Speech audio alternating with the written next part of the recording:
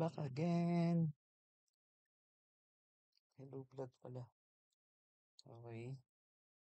Dito naman tayo sa traditional statement. Pero match naman.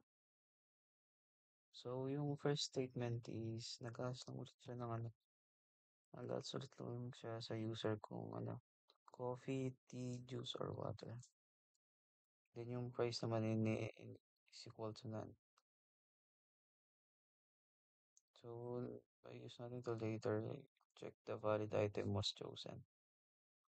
So sa match choice, dito yung nag-i-start yung pattern ng matching block. Matching block, checking the choice against the listed cases. So yun. So yung naman, case coffee. If choice is exactly to coffee, the price is set to 100. Then, nasa baba niya is print. Yan, lalabas diyan is print the base price for the chosen item. And then, yan. Ganun din naman sa sa, ganun din sa lahat dyan. Kung kunwari, napili mo tea. Tapos, yung price niya is 50. And then, magpiprint siya ng magpiprint siya ng price. Ganun sa juice and water. So, dito naman tayo sa, tapos pag wala sa napili mo yung pwede magiging invalid choice siya. So, dito naman tayo, if price is not none, check nyo if valid item was select. Then, take out equals to input. If a valid price exists, it as if the order is for takeout. If takeout naman, magiging if takeout double equal to yes, price plus 5, mag-add siya ng 5. Pag kaya may dyan, plus equal to 5. Magiging mag-add siya ng 5. And then, dito sa print, ipiprint nyo na yung total price. So, yan yung sample na output. Water, 20 pesos. And then, for takeout, yes or no, nag-guess ako dyan. So, magiging 25 tsaka kasi mag-add ng 5. So, di naman tayo sa grade remark system. So, yung first line dyan is mag-add ka lang mag-input ka lang ng letter grade mo. So, letter grade A, B, C, D, F. Or may meaning ka lang dyan. So, di naman tayo sa matching. Di nag-start yung yung match. So, pag napili mo yung case A, napili mo. Magiging lalabas yan is excellent. And then, if case pipili mo, lalabas is very good. If case C, good. And then case B is good. And then, case F is lalabas yan yung case.